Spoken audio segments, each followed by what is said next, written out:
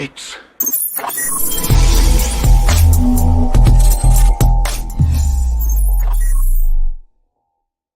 Venti is large. No, Venti is 20. Danny. Yeah. Large is large. In fact, tall is large, and grande is Spanish for large. Venti's the only one that doesn't mean large. It's also the only one that's Italian. Congratulations, you're stupid in 3 languages.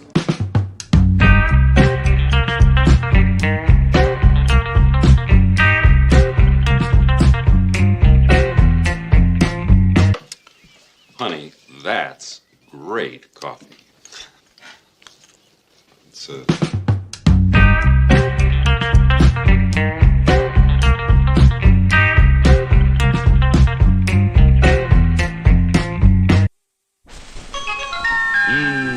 Smell good ground coffee.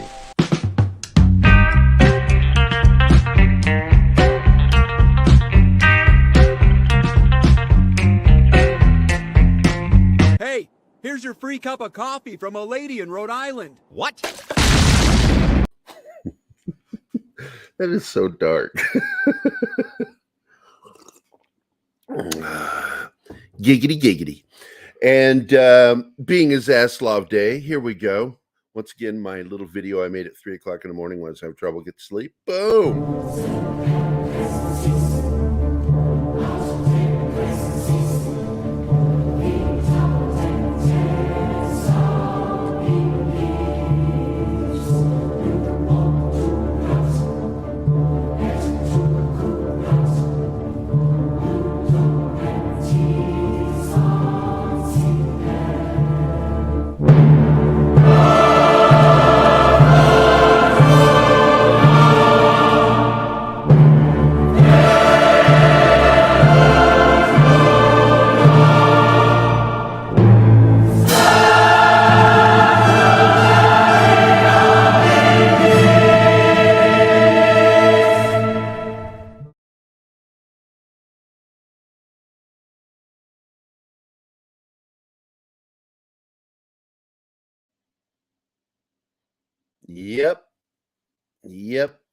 Yep.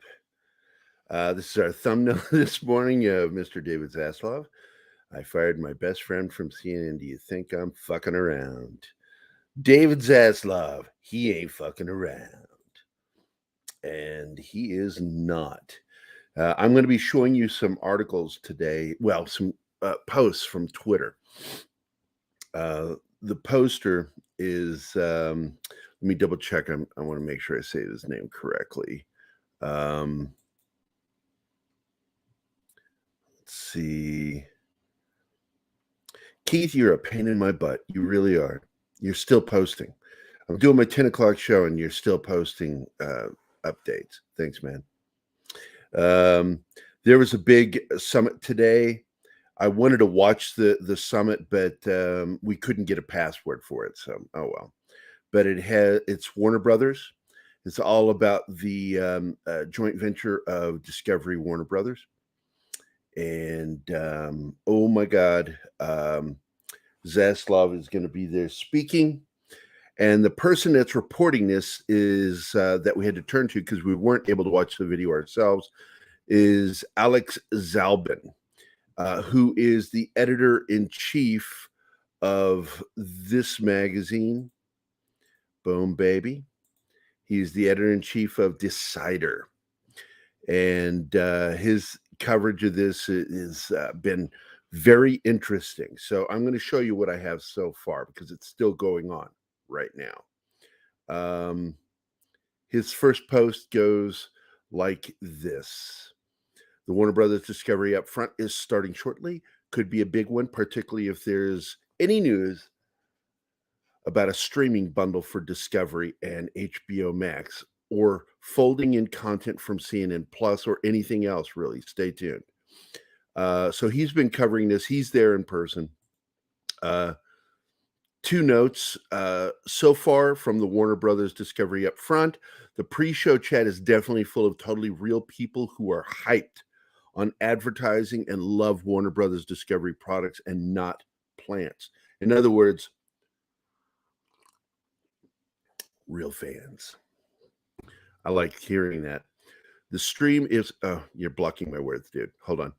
The stream is sucking so much memory, my laptop is crawling. There you go. Go ahead. David Zaslav is here to kick off the WBD, that's Warner Brothers Discovery upfront meeting. It's a big day for me. I'm a little nervous. This is the head of Decider.com. Remember that.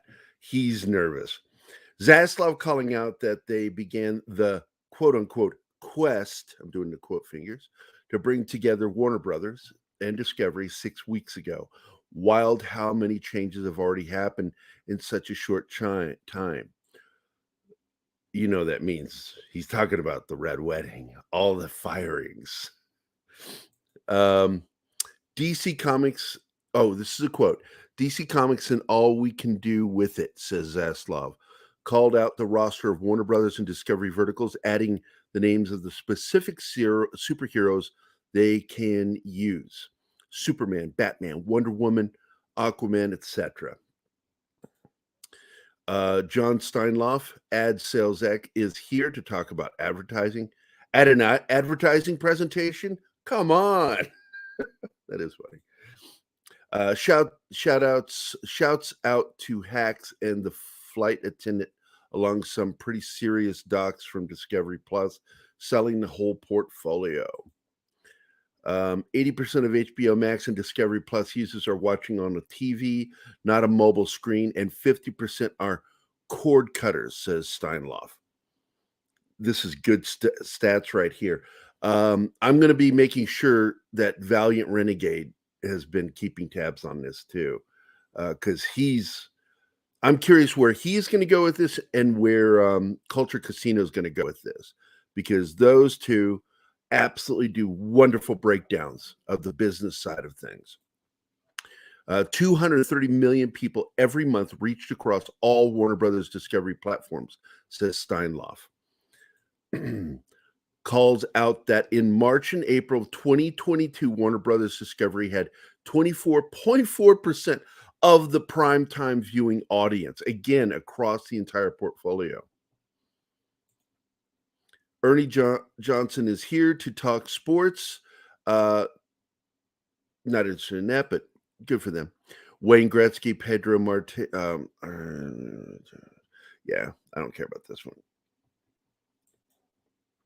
Next up, Adult Swim doing their Adult Swim thing, talking about their festival, how great Rick and Morty is, etc. Guarantee you, there's going to be some fucking changes over there. Bird Girl. Really? Bird Girl. You cancel Venture Brothers for Bird Girl. I tried watching that stuff. It was the most unfunny shit I'd ever seen. I mean, they're trying to use the same type of humor that was in the original Harvey Birdman Attorney at Law, and it doesn't work. Let's see. Some other stuff I saw over on Alex's page today. Production has begun on Marvel's Echo series. This was posted 23 hours ago.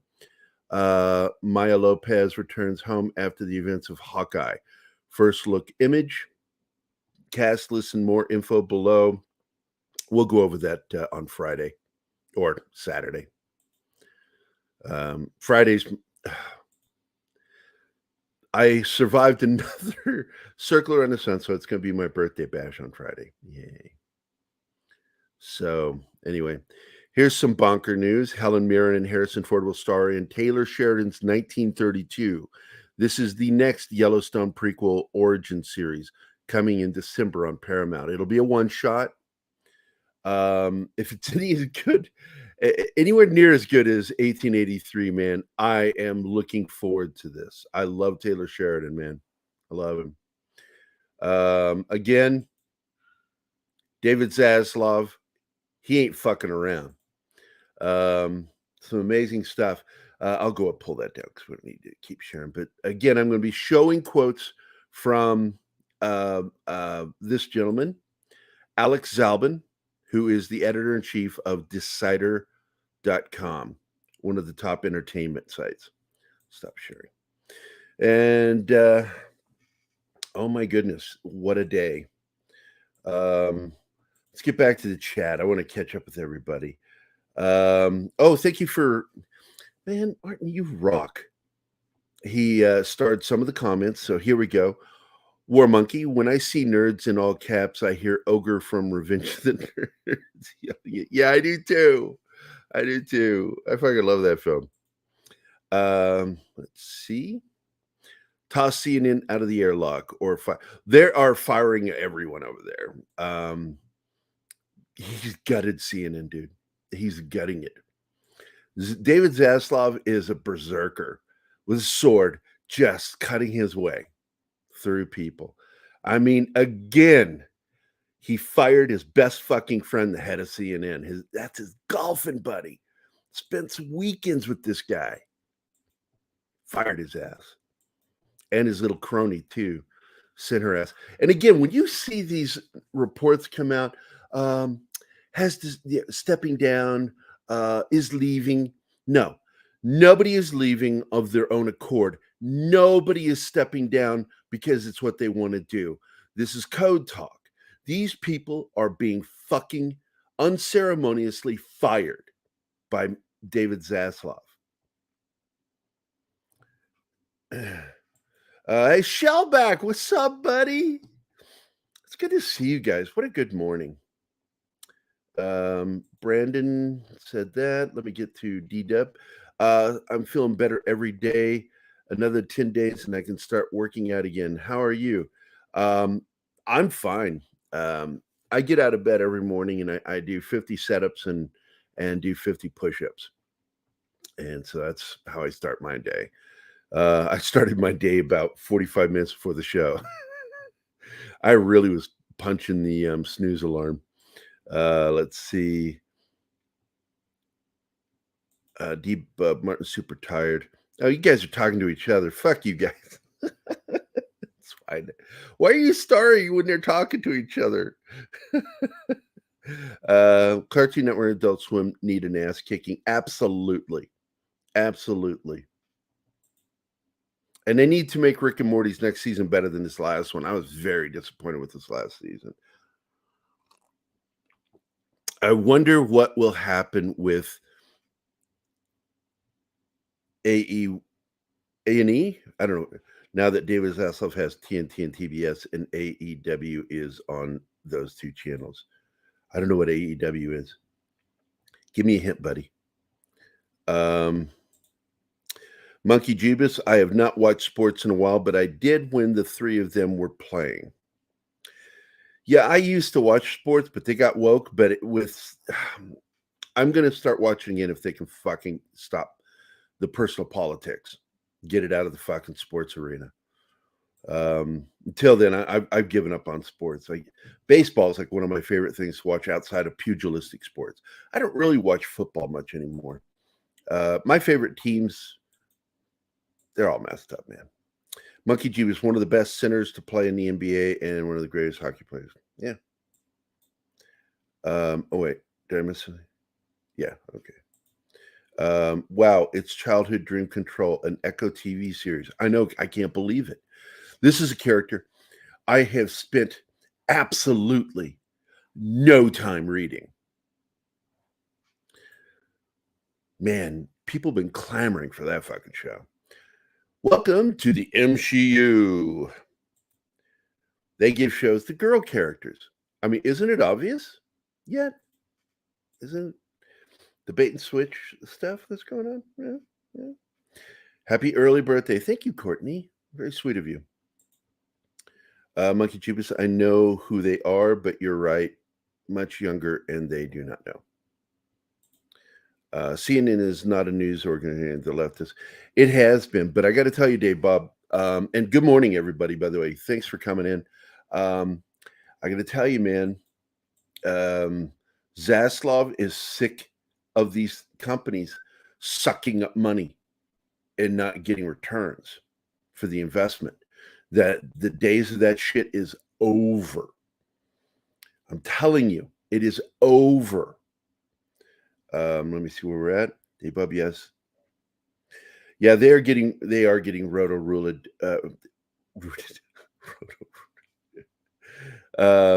What's up, Kylock? Hope you're having a good day too. But once again, I want to show that graphic because David Zaslav, he ain't fucking around. Fired his best friend.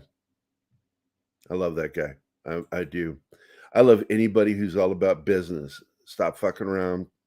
Take your personal politics out of this fucking company. I've never tolerated it. When I was at work, I could not stand people trying to tell me how to speak. And once, and my manager, she gave me the silent golf clap because she didn't want the other employee to know that she supported what I said, because I'd used the R word with one of my friends, an army buddy. We were on the phone in a private conversation, and I called myself being mentally handicapped with the R word. And oh my God, she comes in and tells me how she's taking care of her grandson, raising him. I'm like, that's fantastic, in that he's autistic, and he's very smart, but he's autistic, and I went, that's really good news. She goes, and I really don't like when people use the R word around me. And I said, oh, you mean when I was having a private conversation that nobody else was invited to? And immediately when I said that, and I said it in a very friendly way, like I just said, she was like, oh, she realized she had just stepped into a trap. And I said, what I say to my friends in a private conversation with my door closed is nobody's business. And I said, and if you don't like that word, and I'm not sure I understand exactly why, because the form of mental retardation that is involved with autism has nothing really to do with intellect. It has to do with social retardation. So it's a completely different form of it. And so therefore, really, people that are autistic or with Asperger's aren't really mentally retarded. So you're labeling your grandson something he's not. And I said, but look, here's what I had to say on this whole thing. And I said it very friendly, just like this. I said, look, my advice to you is, if you have a problem with that word, call your congressman, because he might give a shit what you think about it. I don't. I'm going to speak the way I'm going to speak in my private conversations. And she just went, oh, well, and left. And my boss is in the background going, we're still friends to this day. I'm friends with most of my bosses from the past. It's weird. I like having those kinds of relationships. Let's see. What do we got here? Yeah, I already read that one. I'm going to unstart that one. Kylock, yes. I'm glad to see you guys. Let me see. PJO is here. Good morning, PJO. Got my second COVID booster yesterday before I went to see everything everywhere all at once, and my shoulder is sore. I imagine so. Look, I'm a medical person. I came with a medical background. Until they prove to me the necessity of a booster this close together, most boosters are 7 years. So I don't know why all of a sudden they need a booster for a year. I get it if it's like the flu shot where you have to take one every year, but they're not calling it that. They're calling it a booster. And so until I see actual proof that this is necessary, and I've still not seen it, I've looked for it, it's not there. Nothing they've said. It's everything I've read so far is just basic public rhetoric. They're not really saying anything. It's a spin where they just talk, this, that, and the other thing. They don't give you any numbers. They don't give you any kind of statistics, and I'm not interested in that. But I hope that you're going to be okay. I hope that it's just a sore arm. I get concerned with those boosters. I really do. The movie was so strange. All right. I'm going to go ahead. I got an advanced copy of it because I do reviews. I'm going to be checking it out, see if it's any good. Strange, huh?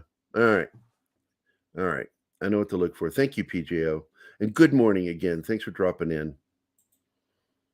There are a lot of morning shows that you could be watching right now, and I'm absolutely elated that you've chosen to watch and talk with me. War Monkey, every segment on news now there's to sell narratives. Yeah, well, yeah, it's a spin machine. The minute you hear narrative, you know you're talking spin. I mean, what's her name? The new press secretary got up there, and that kid from Fox, man, just fucker had her just spinning. She didn't even know how to answer. She's looking right at all her notes, and there was no answer to his question. It was embarrassing. Very funny. Let's see. Harrison Ford is coming to Yellowstone prequel. I heard earlier. All I know is what I read there. I hadn't heard that. Dork Knight is here. What is up, buddy? My youngest son is autistic, but he is, yeah, very talented. Almost every, look, I hate admitting it, because I feel like people are going to mock me for it, but I just have to get comfortable with this. I'm mildly on the spectrum. That's why I'm so the way I am. He's better artist. I've seen his artwork, dude. He's a great little artist. That's right. He and I share a birthday. You want to have him on tomorrow? I mean, on Friday?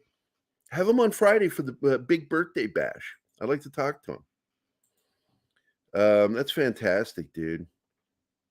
Tell him I said, well, I'll tell him happy birthday myself on Friday, but our birthdays, his and mine, are on Thursday, the 19th. So let him know I said happy birthday, man. That's great. It's not a vaccine. It's an experimental drug. It really, look, man, when I was in the Army, I was with the very first group to get the flu shot. No Americans had gotten it yet. That's what we were being tested for. A lot of the stuff that's being given to humans right now, including this, what you're talking about, they tested on the military. I tell people all the time, and cop friends of mine, police officers. Now, any of my police friends, which are actually most of them, that are veterans, they know this better than anybody. That being in law enforcement is not like the military. It's private. It's privatized in the fact that even though you work for the government, you are a private citizen still, and you are allowed rights. That's why police have union. You don't have that shit in the military, because when you sign your name on that dotted line, raise that hand and swear yourself in to, protect and defend the Constitution against all enemies, foreign and domestic, that is a lifetime commitment. But you're actually taking the oath to serve the United States as property. You're conscripted to the United States. You are the property of the United States Department of Defense. You're not allowed to have a union. If you ever read the UCMJ, it tells you very clearly that you are fucked if you do something. You are fucked. My brother Michael, my late brother Michael, when he broke his ankle fucking around on his personal time, he got court-martialed for damaging military property because he was not able to do his job in the military. I'm telling you, DOD does not fuck around. They're like David Zaslav.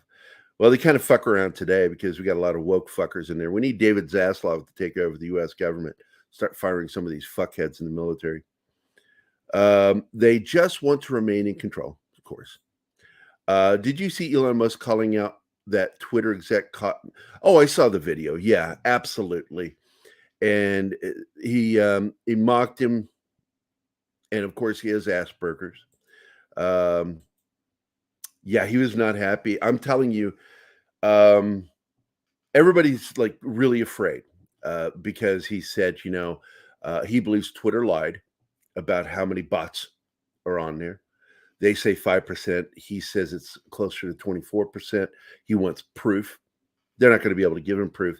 This is what this is a tactic to get them to drop their price. That's all that is. It's how you play the game. So let's see. PGAO with the big old smile. Honestly, I may have an opinion others have the opposite opinion of, but fellow Taurus peeps. Yes. And it's funny. I think I'm the last day of Taurus. I think the 20th goes to the next one, as I recall. Anybody born on May 19th, man. And I share a birthday also with Pete Townsend of The Who, which I've always loved that because I'm a big fan of Pete Townsend, man. Let my love open the door. Let my love open the door. Let my love open the door to your heart. That's the beauty of being a GI. Yes, it is, Martin. Ladies and gentlemen, Martin Acosta Santana is the manager of our chat. I want to thank you again, Martin, for becoming a part of this. You're getting better every day at doing this. I think if I can't do it today because I got to get right onto artwork after this show. But this afternoon, I will be doing a show with Polly on Latino Slant. You got to check it out. We're going to be talking about Netflix, changes going on at Netflix. We're going to be talking about the real reason I'm there is to talk about the new series, The Lincoln Lawyer. It's an adaptation again of the book. It's sadly missing a few things from the books because if you didn't know this the great series Bosch is the half brother of the main character, Harrow, in the show Lincoln Lawyer. They are half brothers through the father, as I recall. And really great show. It has a great Latino slant to the show. It really does focus on the LA life. The main character is Hispanic, and I actually really like this guy. He's really good. If you've not caught it, man, you need to go watch The Lincoln Lawyer. It is one of the best shows, and I have very few issues with the show. Very few. I have a couple. Anytime it deals with law enforcement, when Hollywood starts talking law enforcement, my hackles get up and my posture changes because I don't trust Hollywood to talk honestly about law enforcement. But you have a character who's his ex-wife is clearly, she's a prosecutor. She trusts law enforcement, while he, on the other hand, doesn't. In the book, it wasn't quite like that because of his relationship with Bosch. Bosch is involved with one of the main investigations in the I think it's the first book. But anyway, Bosch is never gonna. They're on two separate streaming networks owned by different studios, so you're never gonna see the crossover, which we would all love to see. That's sad. He'll never mention it. And I've noticed that they have two characters who kind of take on the Bosch mantle within the series. One of them I really like, and I don't know the actor's name. I don't recall ever seeing him in anything, but he's really good as the police detective that he has a frenemy right relationship with. That's getting friendlier as the show goes on. Love the show. Someone being uncomfortable and offended by the R word is dumb. Look, people being offended by words. We should be offended by ideas. We should be offended when people are being offensive. We should be offended by bad ideas. Words absolutely have no value until you give the word value. So therefore, the person saying the word isn't the one giving the word value. It's the person taking it.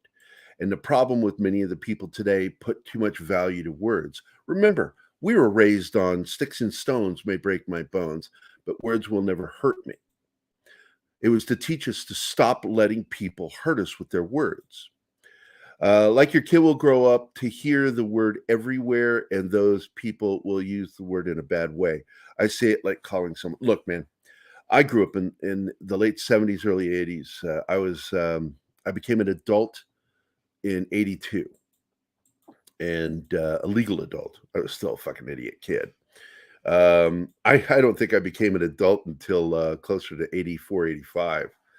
And I'd already had a failed marriage because I got married at 18. I didn't know what I was doing. I was an idiot. I'm a good dad. I am a terrible, terrible husband. I really am. I still think I am because of my personality, and how direct I am and blunt. It's like I've won every argument with the women I had relationships with. And almost every time that happened, it gradually led to the end of the relationship because I refuse to back down when somebody says something that I know is not true or accurate or is completely wrong. I just don't back down. I'm glad to hear that, Kylock. Always worried about you, buddy. Always thinking about you. My father's whole time in the military, he was we're all guinea pigs in the military. They test. Okay, I'm going to tell you of an incident where I had to uncrate the injectables for oh shit, I just forgot what it's called. Atropine. We were given these injectors that had a double dose of atropine and then the counteragent for the atropine. If you were to come in contact with nerve agent or anything like that, you're supposed to inject one into your leg and before dying, inject yourself with the other one. And you hammer them. You don't just like, hey, gently. You hit your leg really hard and it auto injects. And then you do it again with the second one. And on the crates, we were told to remove everything from the crates. And we were sworn to not share what we saw in that warehouse, which is that shit hadn't been tested on humans yet. And I knew immediately, holy shit, they're testing it on us to see if it'll work, if it'll save us or kill us. That's Army life. And as a medic, I wasn't allowed to tell any of my guys when I had to supply them with it. I couldn't tell them what the box said. And that pissed me off because I could be court-martialed. You are property of the Department of Defense when you're in the military. Law enforcement, you are duly authorized or deputized citizens with the legal authority to arrest, detain, search, seize, pursue, use of lethal force. But that's really all you are as a police officer. You're still part of your society. You're still part of that. And a lot of police officers work in the towns they live in. Some of them don't. My friend Chris, he lives by the lake and works in another town here in Missouri. But the fact is, even as a paramedic, I was warned, there's always a chance if you tech in your town that you're going to run into somebody, and it happened once with me. Buddy of mine was decapitated, Joe from high school. He was killed in a motorcycle accident. And I won't say his last name for his family, but you'll hear me tell that story. Fuck it, I'll tell you the story right now. It's part of what I do this show for. And when I first became an EMT, I was the new guy, and we went to a motorcycle versus motor vehicle or automobile accident. And what happened was on a blind turn curve, motorcycle was doing close to 60, 65, coming into the outer part of the turn, going into it, slow down and then speed up as you go into the turn. And he was speeding up to 65. And when he went through the turn, an older gentleman was pulling out of his apartment complex and he T-boned it. The driver's window was open. So when he was thrown off the motorcycle, he went straight into the car. The roof of the car cut his head off with helmet. And his body went into the vehicle, killing the driver, breaking his neck, causing mass trauma. And the head rolled, I don't know, anywhere between 50 and 70 yards away down the road, right next to the edge of the road. And it was a cleanup call. We weren't there to save anybody. We were there to transport. And finally, I realized at the end of the call that I had to I was designated to go collect the helmet. And so it's like, okay, I'll go do it. And I grabbed one of our medical hefty bag things to carry parts in and started walking. And I hear these hard heeled, soled shoes behind me hitting the ground. And I turned to look, just glance back, and I saw the state trooper right behind me. And he's putting on gloves. And he says, "Don't worry, buddy, I got you 6." And I'm like, turn around, and I hadn't been in the military yet. I didn't know what the fuck I got your 6 meant. And I finally figured it out as I went, oh, I've 6 o'clock. It got your back. So I go towards his helmet, and I'm getting closer and closer. As I get closer, he speeds up to go around me. And he reaches the head before I do. And he grabs the helmet. And I'm like, oh, okay. He says, I got it. And I'm like, okay. So I open the bag for him to drop the helmet into. And as he's about to put it into the bag, he stops and he just pauses for a second. And I'm looking at the helmet. And then finally I break eye contact with the helmet. I looked up, and I wish I hadn't in some ways, because he was fucking with me. And I looked up at him. We locked eyes, and he said, at least he had his helmet on, right? And I went, this is my genuine, actual reaction. And I laughed for a split second, and then was like, what the fuck did you just say? And I just like, and he put it in a bag gently, and I sealed it off, and I just turned around, and I didn't say another word.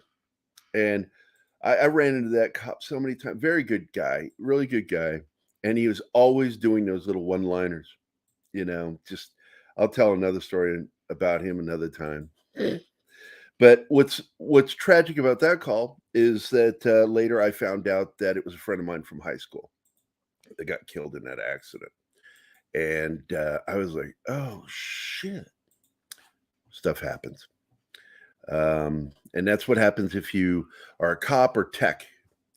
Tech means medical professional that does emergency calls. In the same town you live in, you're going to run into somebody Some of that stuff in the military needs to change. Oh my God, yes, it's ridiculous. When I heard that, I was still in when I heard about the stress cards, that a drill sergeant, when he's yelling at you, if you hold up a stress card, he has to stop talking to you.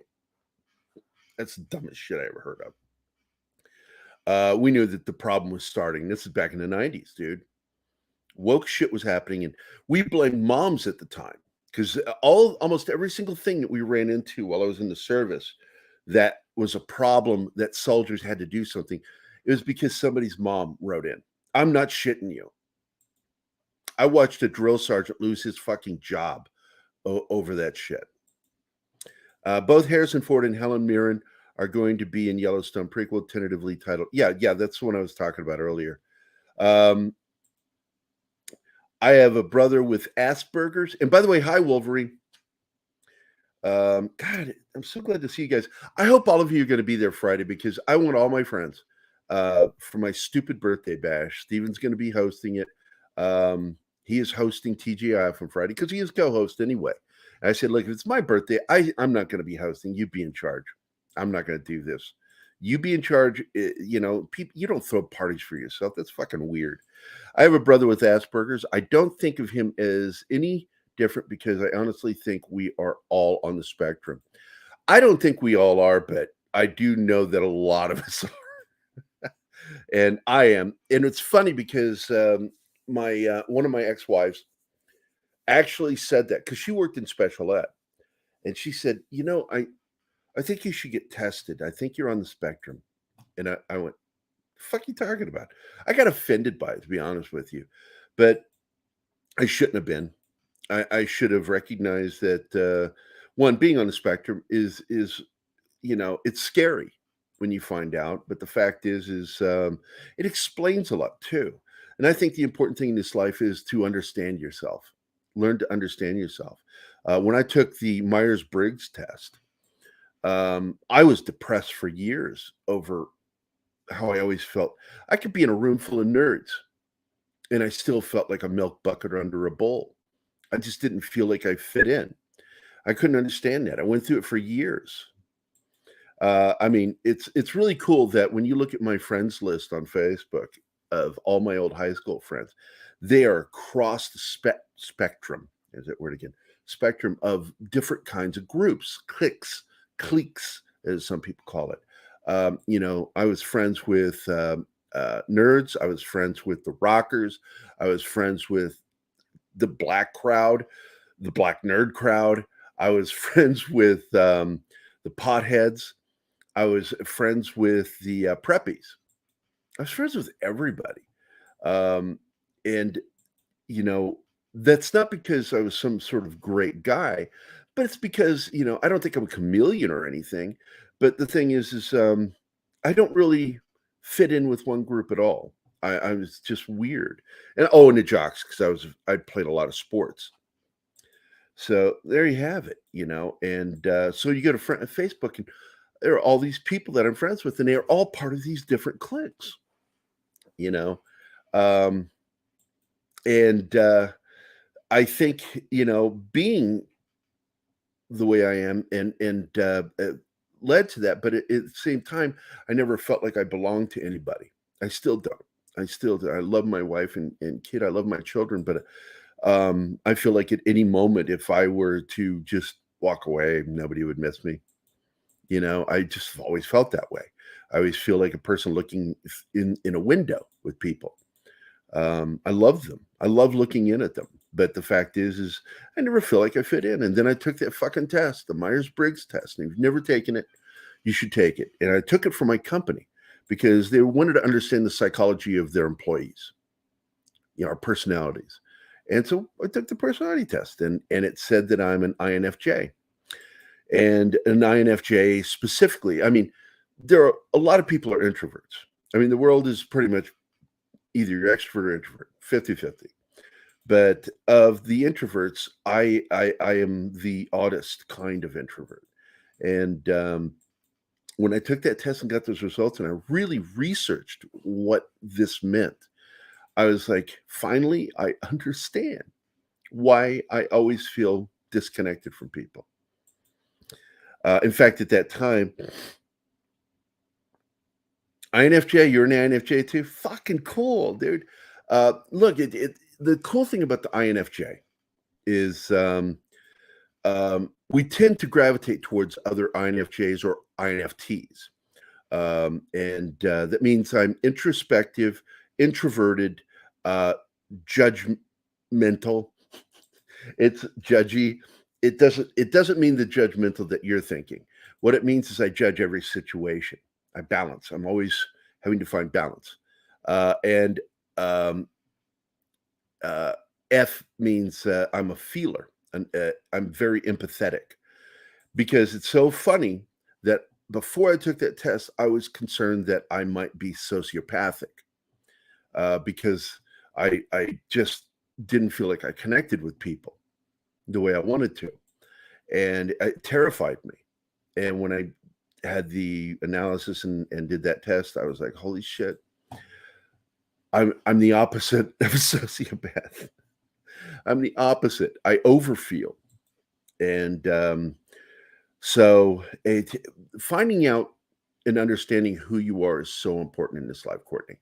And when I found out, it changed my life. And then, of course, when I took that other test and found out that I'm 68%, which doesn't mean I hit 68% on the test, but that doesn't mean I'm 68% in the spectrum. It just means that I'm right over the edge.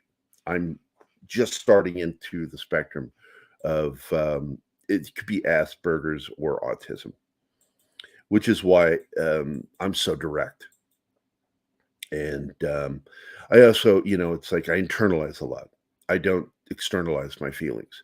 It just doesn't happen. Zoe, this is funny.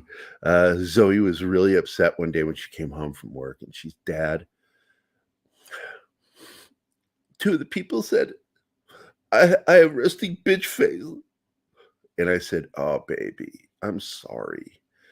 And I'm extra sorry because you didn't get that from your mother. You got that from me.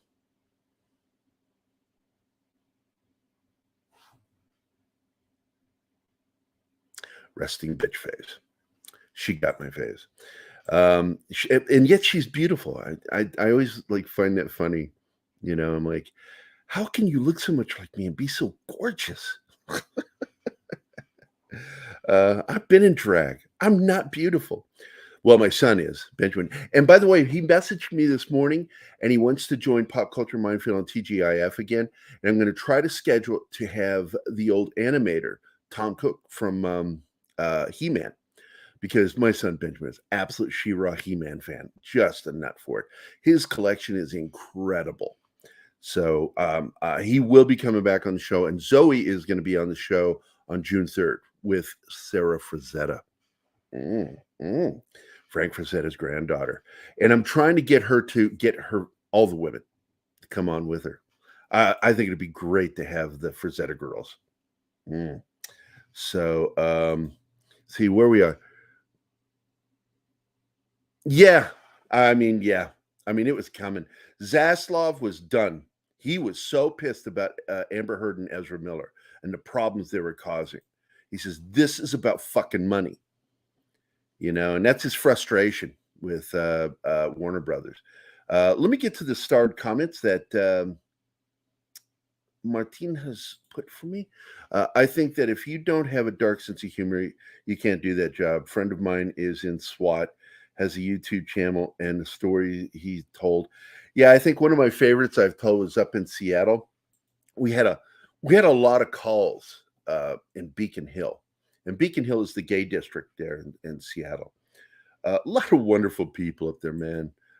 People think that because I'm critical of some of the stuff they do, dealing with I don't even like using the alphabet thing, that deals with gay, trans, and all that stuff, that they think that I'm anti that. It was like, no, I'm not. I'm very pro-gay. I was a very big, avid supporter of them being allowed to get married, civil marriages. And if churches want to allow it, that's their business. They should never be forced to. But I know a lot of Christian churches that do accept the gay community.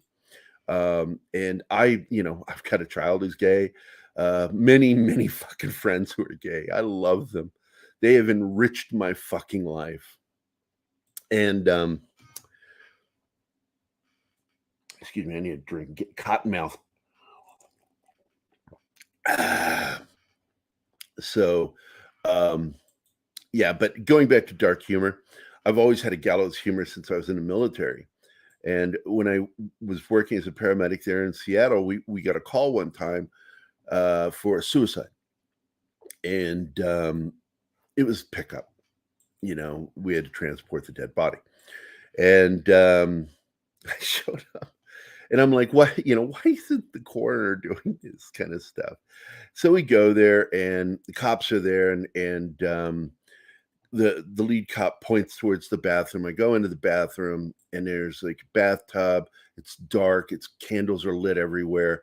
And there's this guy in the tub just sitting there soaking.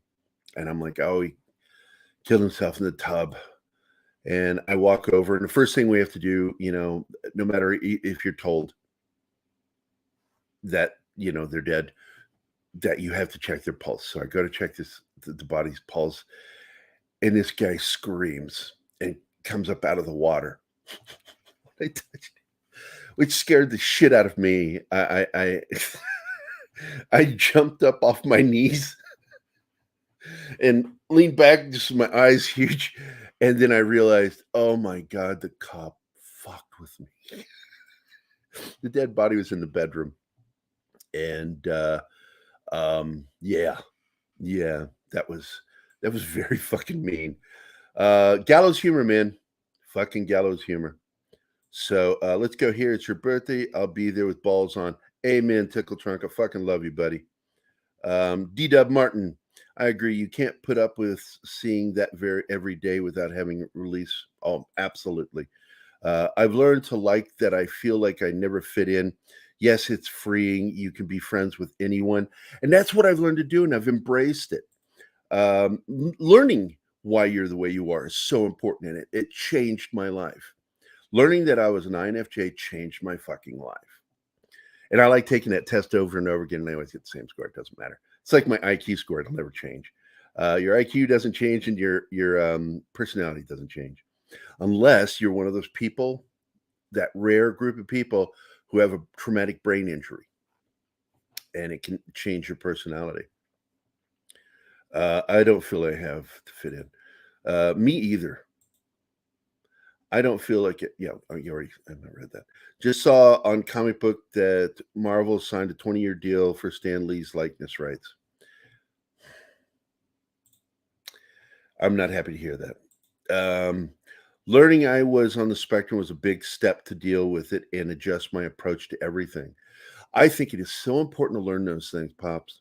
I'm glad. I hope it was a good experience for you. I know that it's been one for me. I mean, it can be exhausting and frustrating.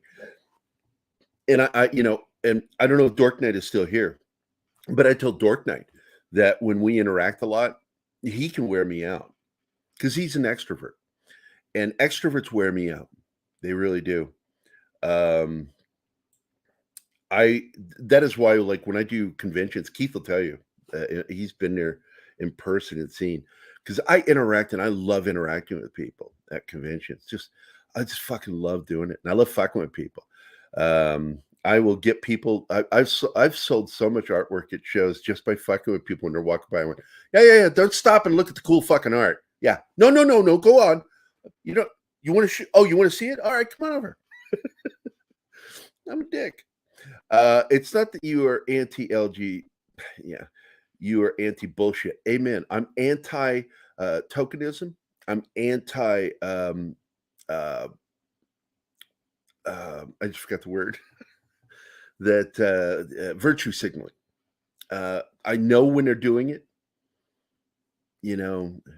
God, for some reason, gifted me with high IQ, and I can spot bullshit very quickly. The smarter you are, the quicker you are to catch that shit. Yeah, absolutely true.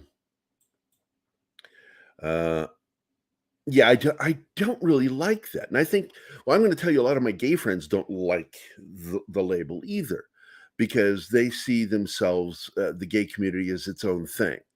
They don't want to be involved with other groups. These other groups are wanting to attach itself to them, and they dislike it. So, yeah. Most of them don't even get along. Look, man, I'm going to tell you personally, Tickle Trunk. My friend Kerry Mundy, I fucking love him. I love him through some of the best parties I've ever been to. Every gay friend of mine throws great parties. I'm shit you not. Best fucking parties. They're always fun. There's often a theme. I fucking love that, man. My straight friends don't do that. And but my friend Kerry once turned to me and he says, "Oh, I don't invite lesbians to my parties." I said, "Why?" Because we had a lot of friends who were gay females. And he says, "Oh, they'll bring a party down quickly. The anti-male stuff. Just really, we just want everybody to be celebrating." And I'm like, okay, all right. And funny, Kerry's a bear. I don't know if you know what that means in the community. He's a big hairy guy with a big thick beard. But he was very, and when he came out, he came out to me in a grocery store. I shit you not, true story. Jim Woodward, one of the producers of this show, one of my childhood best friends. He and I were going to get booze for a party, and we ran into Kerry at the grocery store, and he's there with this guy. I can go and say his name because they broke up. Doesn't matter. And I'm not going to give you the last name, so it doesn't matter. Jeff. And they're walking with their cart side by side. And I thought, oh, that's weird. So we're walking. I'm pushing the cart. Jim's slightly behind me.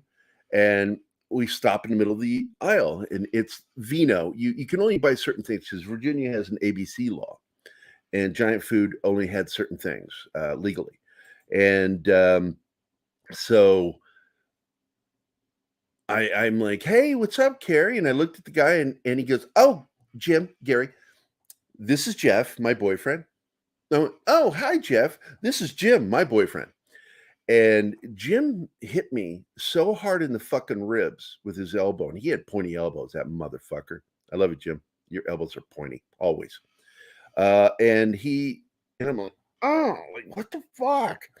And as we're talking, we continue talking, and we're heading out afterward and to the car. And I said, "Why the fuck did you hit me?" He says, that's really his boyfriend.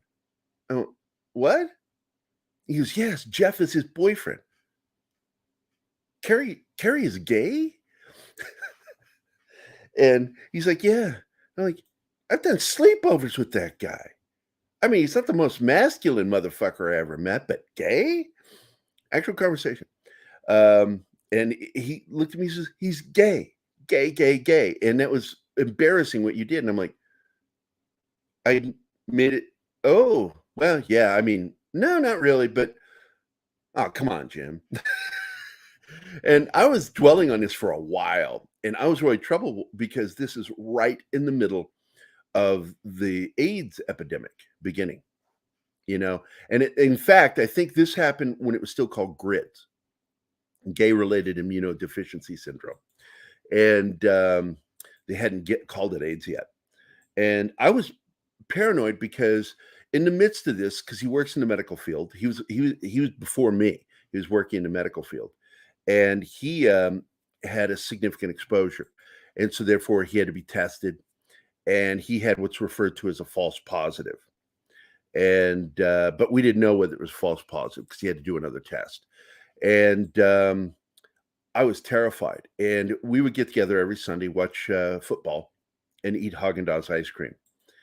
And I'm sitting there, and I've got my Haagen-Dazs strawberry cheesecake because that was like my favorite fucking ice cream. And he had his, and Jim had his, and we were like eating blah, blah, blah. And all of a sudden, Carrie reaches down and grabs my tub. And I'm like, oh, he accidentally grabbed mine. And he'll figure it out. And I say, no, he's going to scoop some ice cream out of my spoon and eat. Oh, he's eating it. Oh, shit. Now, at this time, we didn't know if GRIDS AIDS was passed along through saliva. This is really early in it. And so he set that down, and I'm looking at that spoon because everybody who knows me to this day knows that I'm a germaphobe. I am an absolute fucking germaphobe. And it's not something that just started. It's been there. And I'm looking at that spoon, and I realized that if I don't eat off that spoon, he's going to notice. And if he notices, it's going to hurt his feelings. And I sat there, and I had to work up the greatest amount of courage I had ever had at the time because of the unknown. When you're afraid of the unknown, I grabbed that fucking Haagen-Dazs strawberry cheesecake ice cream, grabbed that spoon he just ate off of, had it in his mouth, and scooped some ice cream, and it just real quickly went, and I just set it back down and acted like nothing was going on. I don't know if he even noticed, but my love for him as a friend was more important. And it was a big moment for me in my life. And even though I don't think he's even aware of it, if he's watching the show, he'll find out. But Carrie's still a friend of mine. He's only on Twitter for some reason. He follows Pop Culture Minefield. You can go check it out, Carrie Mundy. Good friend of mine. Wonderful, wonderful human being. Wonderful. He was always a great friend. Thanks, Tickle Trunk. Just saw on Comic Book that Marvel signed a 20. Yeah, we need to unstar that. Good morning, Dad Man Walking. How you doing, man? Fuck, it's always good to see you. Learning I was on the spectrum was a big step in everything. Yeah. Why is that still there? This is why Gerry is a spirit animal. I'm glad I'm your spirit animal, if I really am, but I know I'm not. But I'm glad you said it. Thanks, buddy. I might have CTE from headbutting people. Really? You need to stop fucking doing that. I've headbutted, but I don't have that.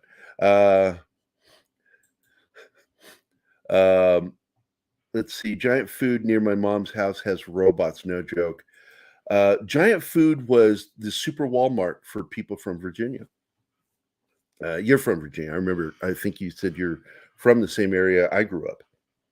And Courtney's a Virginian, just like me. Half my friends talk like this. How you doing, buddy? So that Larry Beverly. I fucking love Larry Beverly. He's from Stafford.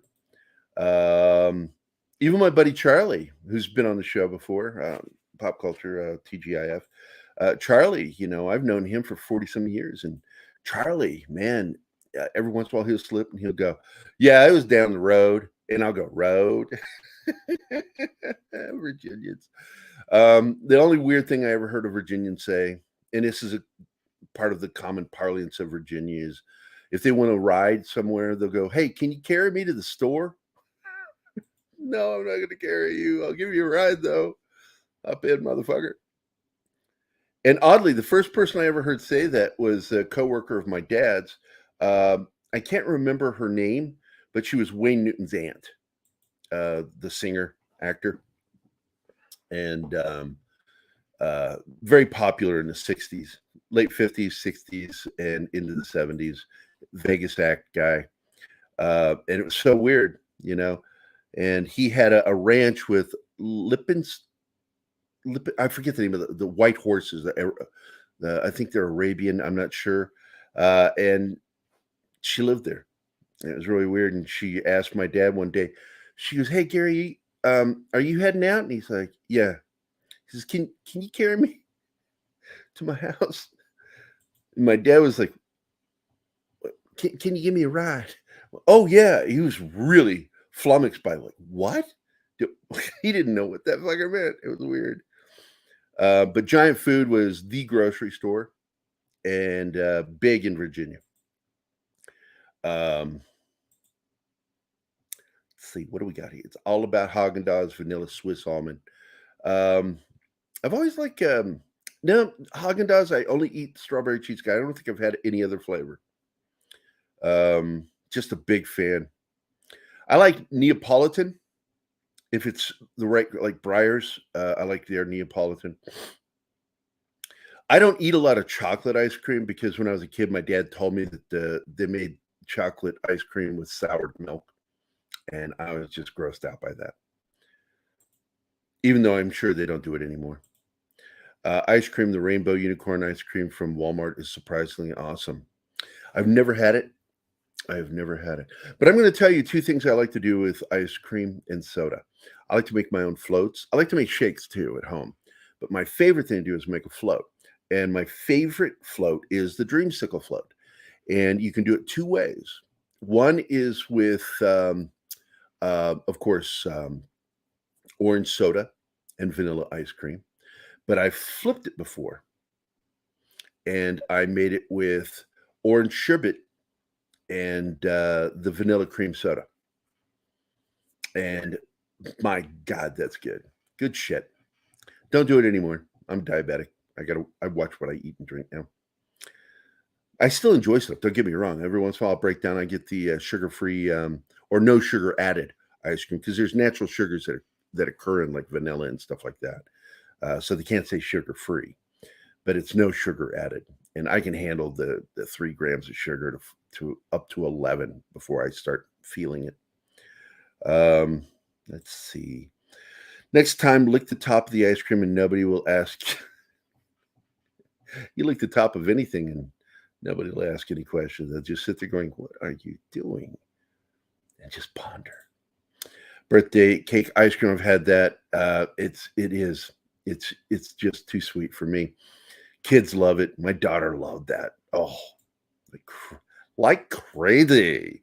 The Peter Venkman fan site. What are you doing, Peter Venkman? Are you here? And where do those stairs go? So where are we in the chat, buddy? You're in charge of it now. I've gotten off the starred ones. Martin says, chocolate mint ice cream with Coca-Cola for me, please. No.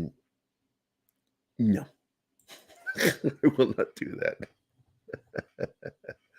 that. They make milk chocolate with sour milk.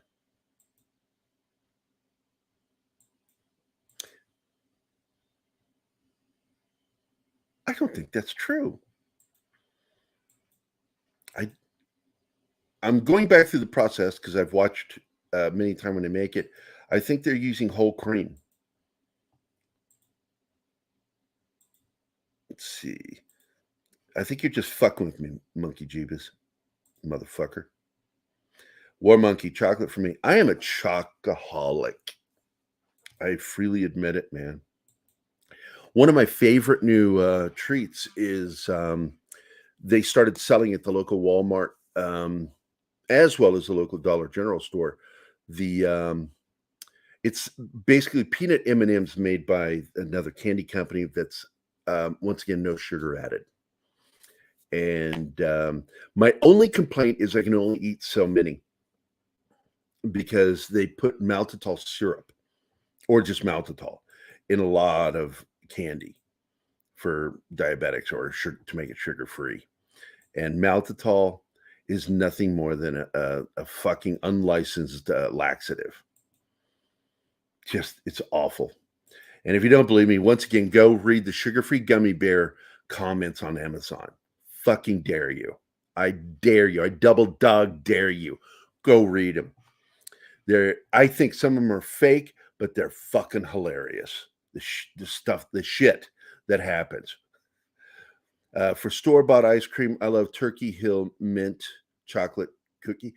And I got to tell you, with the Walmart stores in particular, I like their vanilla bean ice cream, even though I don't eat it anymore.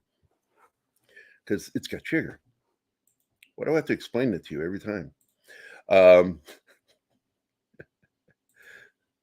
Yeah, chocolate's the shit, man. You know, and here's the funny thing. When I was raising Zoe, I went up to 650 pounds due to the stress, and that that's why I'm wearing my Pop Culture Mindful shirt today. Due to the fact that I had undiagnosed PTSD at the time. And so I started ballooning. I just couldn't stop eating. And oddly, my problem was more about pasta than anything.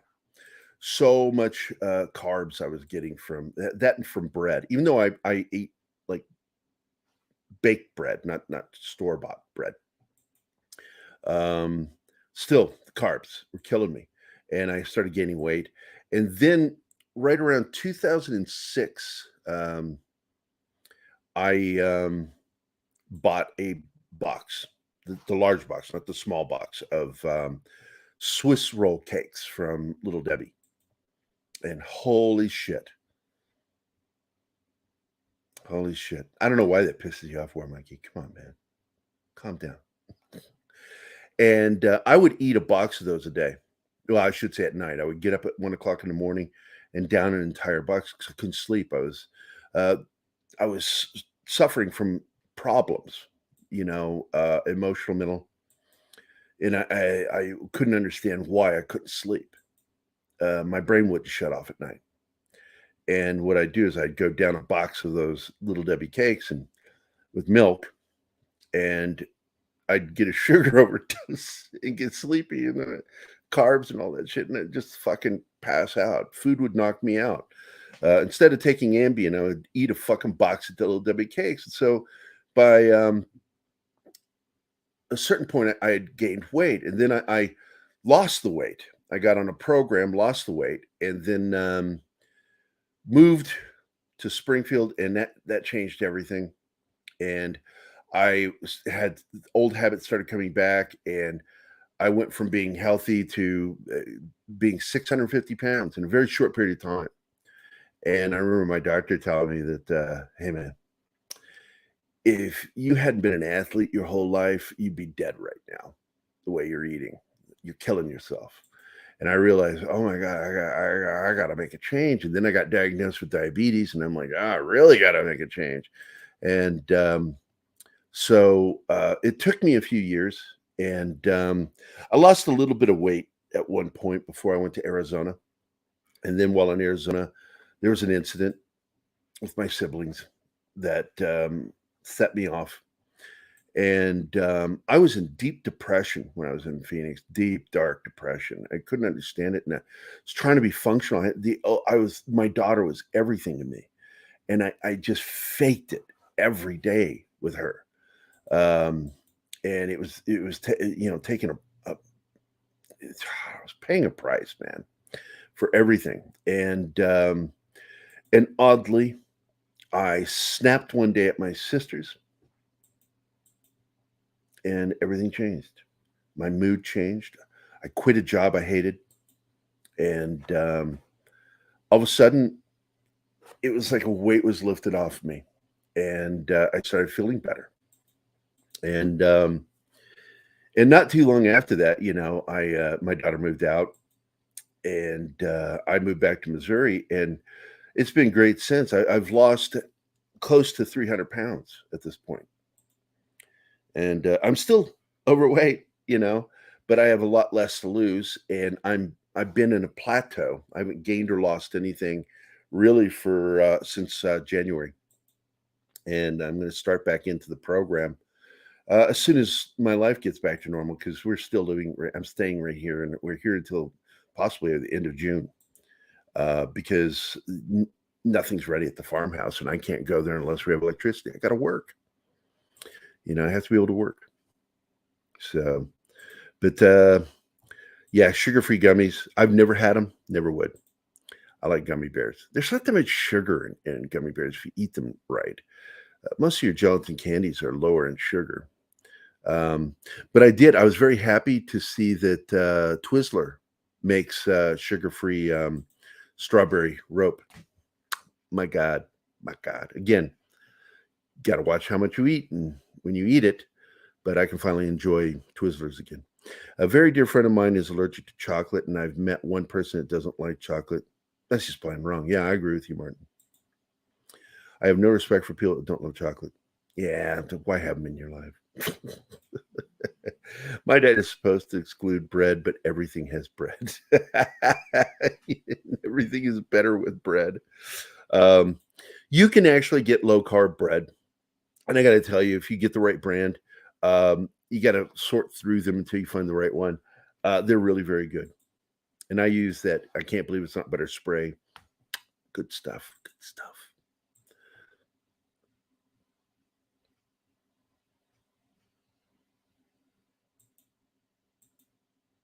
That's interesting.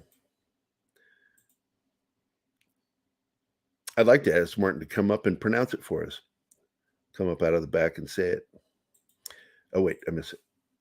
Yep. Need to head. It's good seeing you, Dad, man. Don't forget, Stephen is doing the birthday bash for me on Friday, so please come. I would love to see you guys there. I am dosed with primary insomnia, which is from the same reason you couldn't sleep. At one point, I was eating entire bags of Hostess donuts. You know what I'm talking about, then. You know exactly what I'm talking about. My brain also, every single bad situation in my life, decision I've made, and every decision I've ever made is based off of what I believe to be the right thing to do. Even if it was going to cost me or hurt me, I would do it. I've always tried to do the right thing. Tried. And it's left me scarred to where it really will filter into my fucking dream or brain right when I'm trying to go to sleep. Weird thing is I don't generally eat much bread, but I like subs and burgers. Yeah, and one thing I got to tell you, one of my favorite restaurants to eat at is either Carl's Jr. or Hardee's. They have a lot of the same food because they're owned by the same company. And oh my God, I love the monster burgers. And when I found out that they do wraps, lettuce wraps, it was the happiest fucking day of my life. I fucking love Hardee's. I love Carl's Jr. burgers. The only thing is, like, if they have barbecue sauce, I gotta tell them not to put it on. That's the only bad thing. And ketchup, because there's a lot of syrup and sugary syrup and high, what is it? Fructose, corn fructose, or corn syrup. So I get that. Oh, I forget the name of the brand, but I get the sugar-free barbecue sauce that guy makes, and oh my God, it's amazing. So whenever it calls for barbecue, I have my own barbecue sauce. Weird thing I don't. Yeah.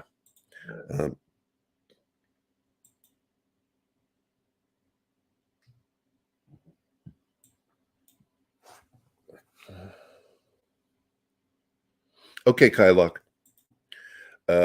Protein style Bay Day or Bay Bay. Uh, inflammatory reasons.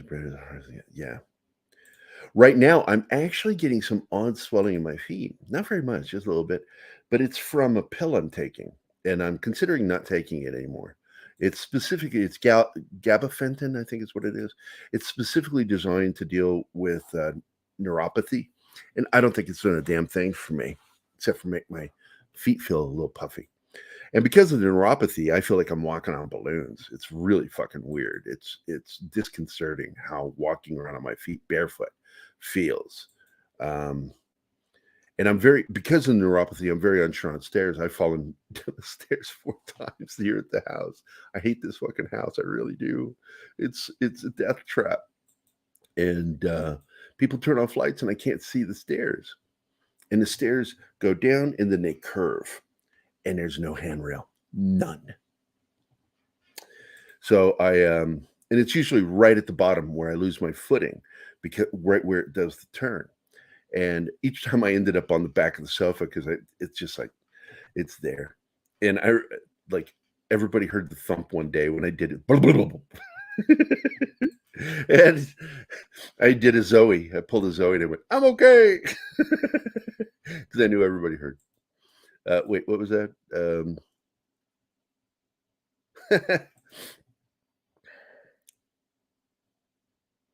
Yeah, it's all it is. And I avoid it like crazy because it's in ketchups, it's in barbecue sauces. They use it in a lot of sauces that they want to add sweetness to. And I don't like it. It's actually sweeter than sugar. That's why I prefer Mexican Coca-Cola to and Texas Dr. Pepper when I was drinking sugar. And I'll tell you right now, Mexican Coca-Cola is the bomb. It is the bomb. And of course, Texas Dr. Pepper. Ugh, good stuff. I don't think they make it anymore. I watched that documentary. I think they said that they had to shut down, which is fucking sad. But people were stockpiling. And that's the other thing I heard is that people were stockpiling that Texas Dr. Pepper. And one of those weird deals that got made that eventually corporation beat them somehow. Yeah, fuck. I love red meat, man. Yeah, I get to now look, there's natural occurring sugars in tomatoes to begin with. So there's going to be sugar in even the sugar-free. Because what they mean is there's no added sugar to the sugar-free ketchup. And there are two of them on the market that I like. One of them is by that dude, I can't even name, black guy, makes his own sauces for diabetics. And then there's also the is it Heinz? I think it's Heinz ketchup. Sugar-free ketchup I get. I'm not sure. It's got the pop lid. Do I have it? No, it's not here. I had hot dogs last night, so I was looking to see if I left the ketchup here, and I did not. But I've I don't know what off-brand you're using, but you should find out what it is and tell me.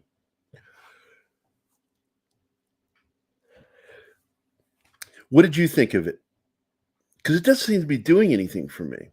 I still feel this shit, the tingling in my hands, the tingling that I get in my feet and all that numbness. It's not changed anything. So I think that it just doesn't work. Gabapentin, I took it for neuropathy as well, but stopped taking it because of things I heard. Beware. It causes withdrawal, taper off. Okay. Cane sugar, high fructose corn syrup. Yeah, buddy. Nasty shit. No handrail, living that Han Solo life. Fuck you, Wolverine. I wish I was. I like being the Millennium Falcon. As much as I dislike Disney, I still would like to go to the Star Wars theme park because I want to look at, touch, and go inside the Millennium Falcon. I don't care if it's theirs. I've always wanted to do that. It's a dream.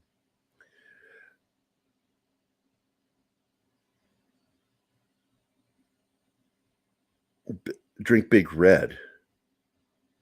I've never heard anybody say that. No, I've had Big Red. Not a fan. I used to get real Coke in Mexico. It was fantastic with glass bottles. Yep. Just had to trust that the bottle was refilled. I'm a sugar addict ever since I quit drinking. Luckily, I'm learning to be addicted to fruit instead. Here's the problem. I'm addicted to food, and you can't fucking quit it. You just have to learn how to control it. You got to control yourself. And God, why did I pick food as my addiction? But God bless you, Courtney. God bless you. Ooh, you ate lips and assholes last night. I eat Hebrew National hot dogs, motherfucker. Hebrew National. It's kosher. And ain't no lips and assholes in that. Wolverine, no handrails. Yes, Polly is here. That's right. I will be on Polly's show today, this afternoon. That's 1 o'clock Pacific time, 3 o'clock Central Standard Time. Looking forward to that show. I talked about it earlier, Polly.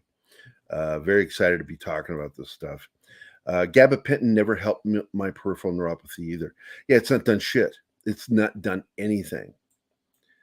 What are the withdrawals like? Because I'm wanting to quit, and I'm going to call my pharmacist today because I got a refill on it. I'm not going to pick it up. It didn't work for me, but I had to taper off because of withdrawal. What are the withdrawals? What does it do? Does it make you nervous? Does it give you the shakes, or just make you feel sick? I'm curious. Courtney says, Polly, has it helped you? I almost said your real name like several times. It's Das Wolfen, because I don't know if you want your real name said.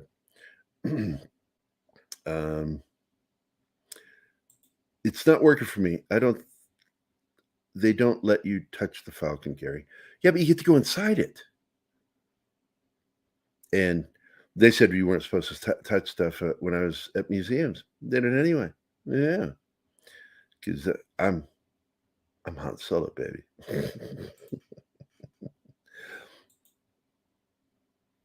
That reminds me of a funny joke my youngest son told me. If you want to hear it, yeah, man, I can tell the joke. If you want to come on to tell it, that's fine. Let me know if you want to join. Thanks for dropping by, Polly. I appreciate it, man. I'm really looking forward to our show today. I love Polly, man. He's just so fucking cool. Awful skin crawling, everything anxiety. I don't like that. Yeah, I think my doctor wants to have a talk with. Well, I'm not seeing a doctor right now, by the way. I'm seeing a PA. Man, I love the PAs that we had in the Army. They were the best, but in the civilian world, I'm not too impressed with them so far. All right, hold on. Invite. Yeah, you can see me out because my coffee's almost gone, so you can jump in. There is more, by the way. Let me give you guys a heads up here while I do this, because there's more. Keith is taking screenshots of his fucking phone and sending it to me, and oh shit! Wow. All right, I'll share my screen in a minute. Here you go. Where are you at? There you are. There you go. You can join me now. There you go, Dork.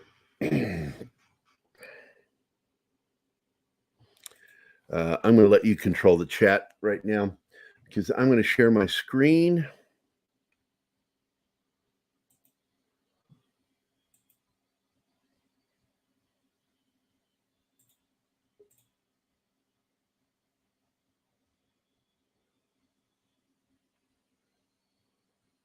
I got to go back and look at something before we show this. So I'm going to drop the screen back down. Just us. Oh, there's Oh, wow. You got a fan or something going there. Dork? Commissioner Gordon? Hey, what's up? I turned the AC off in here. Did that Oh, help? thank God. Thank God. Sound like That help? yeah, sound like we're an old P-40 Flying Tiger. My bad, man. Yeah, well, No, don't worry about it. I'm out in the sticks. So here's the joke. You guys were talking about Yeah, let's hear the joke. addiction. So you got to understand, my we're talking about the same son, the artist, the autistic one, right? And my wife and I, or my ex-wife and I, have been divorced. His mother and I have been divorced for a little over 10 years, and so he goes there every other weekend. And he came back. This was a couple years ago. He comes home from staying with her one weekend. I love this joke. I'm sorry. And he's like, he goes, so she had gone on a date, and or whatever. And then he comes home and he's like, "Hey, Dad." I was like, "Yes, son." He's like, "What do you call it when somebody, does drugs and they just can't stop?" I was like, I don't know, like an addiction." He's like, "Yeah, addicted." I was like, oh, okay, yeah, addicted. And then he goes, "So what do you call somebody who can't stop drinking?" And I was like, "Well, I guess addicted." He's like, "Hey, guess what got into Mom this weekend?" And I was like, "What?" He goes, "Addicted." Tell me that wasn't hilarious. Yeah, it's funny. I couldn't believe he said that. Yeah, they're my daughter, when she was like in kindergarten, came home, and I'd never heard this joke before. Never heard. I've heard a lot of knock jokes and stuff. And she came home. She goes, "Daddy, I heard a joke today. You want to hear it?" I said, "Sure." She's like, "It's a knock joke." I went, "Okay." She goes, "Okay, knock. I went, "Who's there?" She goes, "Interrupting cow." I said, "Interrupting." And before I got the cow, she goes, "Moo." And that fucking lit me up. I started laughing, going, "I've never heard that before. That's great." Yeah, I love it when kids, when a man. kid tells you a joke that just comes out of nowhere. Yeah. But yeah, here's another one. I think it's in the same vein. It's like, what do you call it when you remove an appendix? What? When you have to take an appendix out of somebody? Oh, I don't know. I know it's called appendicitis when you have to do It's that, an but- appendectomy. appendectomy. That's right. Yeah. When you have to take out somebody's tonsils, Tonsillectomy. and when a woman wants to become a man, an addictomy.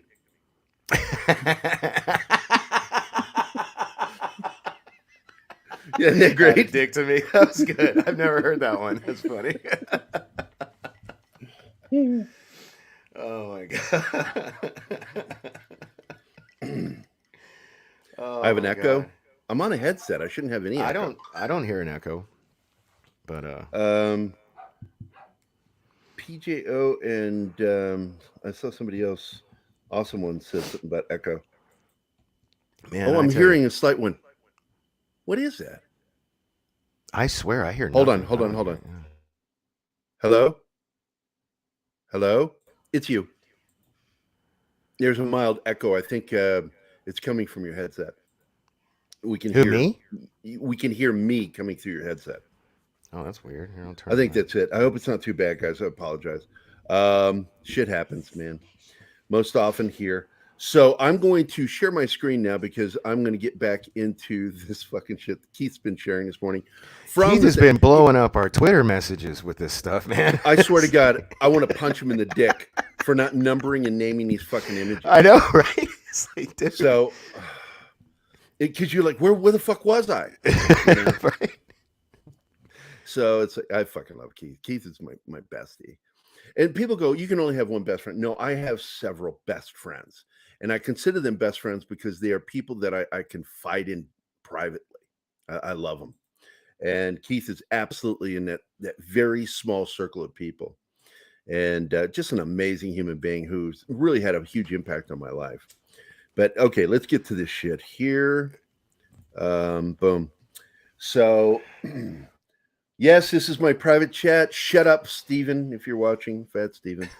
He always gets freaked out when I show my private chat. I said, there's nothing in there. There's nothing. I don't talk about things I'm not supposed to be talking about. Not a fucking weirdo. Anyway, this is following the last one I shared with you guys, which was talking about Adult Swim. So Alex Zalben, again from, God, I forgot his magazine already. The fuck is that magazine? Decider magazine. You know, millions of readers. It's a top magazine. Guy Fieri is introducing Kathleen Finch, U.S. content officer, to talk about hopefully content. No shit. Melissa McCarthy is talking about her new show, The Great Give Back, where she renovates someone's home with her, I believe, cousin. Just to be clear, Jenna and I leave the houses, McCarthy quips. Brandon's, of course, in that private chat. Yeah, Parrot Head, and you keep your porn in our damn private Twitter chats. My God, man. Oh, sweet Jesus, God. Between him and Sherry. I know, right? I swear to God, I load my fucking messages, and the first thing that pops up into my fucking feed is this girl eating out another girl. And I'm like, Jesus Christ. Yeah, man. and the other day, like, I open it up, and it's what like, if my kid was sitting? Oh, wait. Right, yeah, like big titties. And I'm like, yeah, I said the same thing. I was like, what if my son was right here? It's like, come on. So, again, he says, and once again, he's at that WBDU WBD Upfront meeting, which is the Warner Brother Discovery Upfront meeting. It's the official thing. This is like the Disney thing. So Keith is at it? Stuff. No, not Keith isn't. He shared the link this morning, but no password. I'm like, well, thanks for the fucking... Oh, that's what you were like. I replied. I thought you were asking me for the password to the website. Yeah, there's or something. No password. It's like, okay, I can't log into this fucking live feed. Gary keeps his porn in different spot. Yeah, that's right. Yeah, that's what prompted me to. I'm a parent. About. I know where to put my fucking porn so my kid doesn't get into it. I fucked up once and left the DVD in the DVD player, and my daughter broke the rules while I was out of the house going. I think she was grocery shopping right around the corner, and she had gone into my room, and I had left one of my porn DVDs in, and she watched some of it. Oh God. And and how do I find out? Because she went to school and said something about it and said that I was okay with her watching it, that I let her. And so Family Services shows up in my fucking house. Hey, all you do is say, hey man, it's called sex ed. You know, like they don't do it at the schools anymore. Yeah, today you can get away with that shit, but I didn't do it anyway. I'm sitting there and the social worker's there and this cop is there. And I'm like, yeah, the whole idea of social workers coming to your house to deal with crimes is dumb because they always bring a cop. Yeah. Right? Dumb.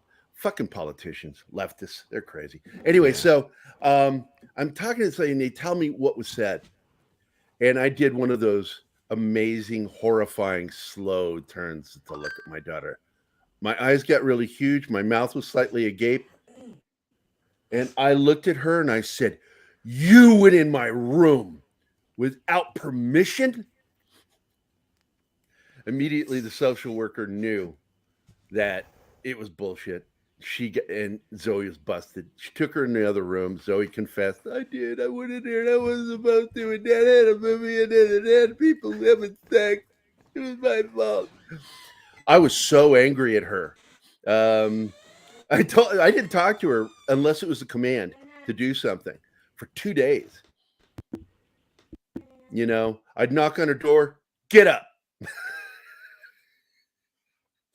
I was so fucking angry of her doing that. I said, you have no idea how humiliating that shit is. I said, it's bad enough with your mother's side of the family harassing me when we went through the custody fight. They were sending family service to my house like every other fucking day. You know, crazy shit. That shit's a nightmare. I went through that with my oldest daughter. I'm telling you, not like the porn nightmare thing, but the social services thing where they come over all the time. We've talked about it. I make fun of her about it now. Yeah. It's like, hey, remember that time you slipped into my room and reported me to family services for making you watch porn? Wasn't that fun?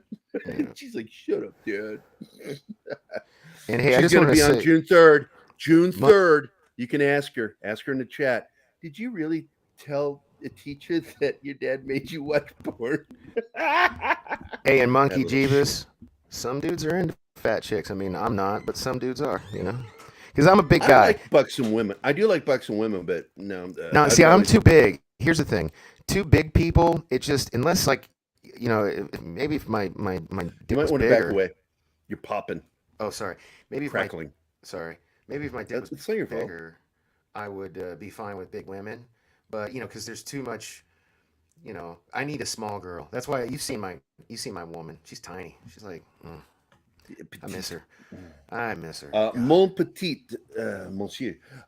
Lil Jon explains that he is. Oh wait, no, I'm sorry. Jennifer Hudson is back to talk about her new talk show and interview with new folks on HGTV. Don't fucking care. Did Lil you Jon see the thing? explains that he is called Lil Jon because there was a Big John in high school. Well, that's usually how that goes about. I'm Little Gerry. My entire family calls me Little Gerry.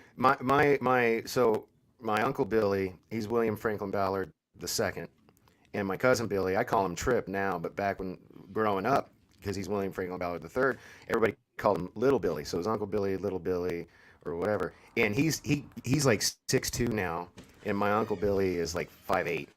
And so like whenever people call him Little Billy now, he gets pissed. He does not like it. Like even if it's family members, he's like, "Come on, man! Haven't I grown out of that shit?" So that's why I started calling him Trip, because I got that from I stole it from Enterprise. So like I started calling him Trip, back when Enterprise was on, and I was like, "Oh, that's cool." And he's like, "Yeah, I'd rather you call me Trip than Little Billy." I was like, "All right, cool." So yeah, just to let you know, when I was in high school, middle school, I got nicknamed Tricky Dick. And it's because I did a Richard Nixon impression for a contest. Okay. And that was his nickname, Tricky Dick. So they started calling me Tricky Dick. Then that was 8th grade. Then we go into fucking high school. Some people are saying Tricky Dick and some people are just saying Trick. Somebody mishears that, Trick, and starts calling me Trip because he thinks I'm being called Trip because I look like Jack Tripper. Because I had the same haircut and everything. And build. And by the time I was this junior in high school, everybody just called me Trip. And I'm like, this is the dumbest fucking name I've ever had. Stop calling me this.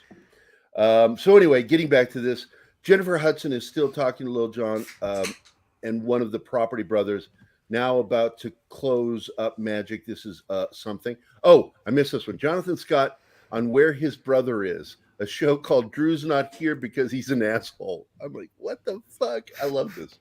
This shit's great. John Cena.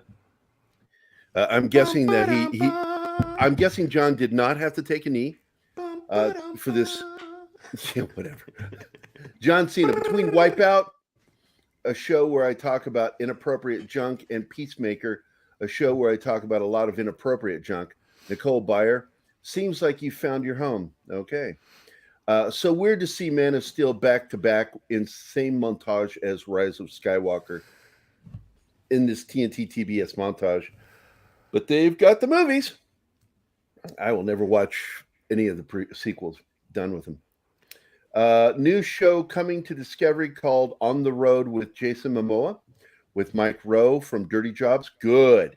Hey. As they do dirty underwater stuff. Oh, this will be fun. I'm in. Speaking of Jason Momoa, before you go to the next one, did you see the link that I sent you about Amber Heard? Yes, I'll get back to that after this. Okay.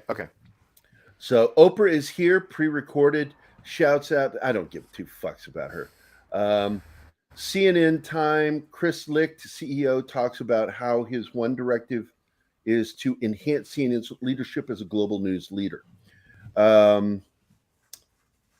Let's see.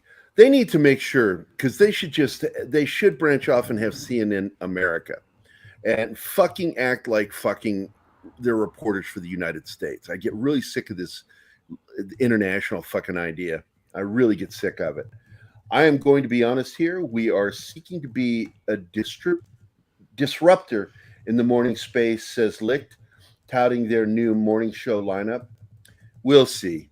I lost faith in them, but Zaslav firing everybody, I'm looking forward to see the changes, see if they get back to being good. I'm not excited about this. Who's talking to Chris Wallace? Will anchor the channel CNN Sunday, which will also stream on HBO Max. I mean, I used to like Chris a lot, but he got political over the last few years, and I get sick of people's politics being involved with the news. Wait a minute. Chris Wallace, the guy who used to work for Fox, that Yeah. Chris Wallace.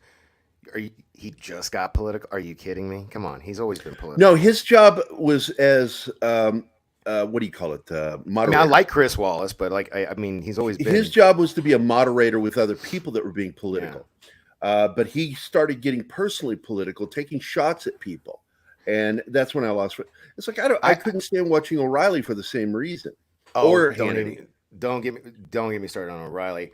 But I always liked it when he did the when Wallace moderated debates. He was really good at that. When he did that presidential. Yes, I like debate. his handling of that stuff. Let's see. Tom Hanks' decade series will continue with the 2010s coming into CNN. Not interested in that. I don't like their documentaries. They leave a lot of stuff out because they were there during that period, and they have a tendency of leaving out their interactions in those decades. And I'm like, no thanks. That's like Paramount making a movie about making The Godfather at Paramount. Yeah, revisionist history, man. Yeah, revisionist history is fucking stupid. You should not be involved with the company if you're making a documentary about that's going to include that company. CNN is doing a documentary on the rise and fall of HQ Trivia. I don't know what that is. Well, CNN Plus is gone. JB Peretti is here to talk global streaming and games. Peretti is showing off the combo of HBO Max and Discovery Plus, paralleling shows like Peacemaker, Titans, Julia, Gossip Girl, and more with Discovery Plus doc series. Sorry, did not see my OFMD. I was looking. Smartless doc series is coming, featuring Jason Bateman. I'm in. Will Arnett and Sean Hayes taking their podcast on the road. I'm iffy on that one because I really like Will Arnett, but I'm not a big fan of Sean Hayes. I'm about to be announced at the up front is the Untitled Lizzo documentary on HBO Max. I really don't know anything about Lizzo, so I don't even know who Lizzo is. I don't know who that is.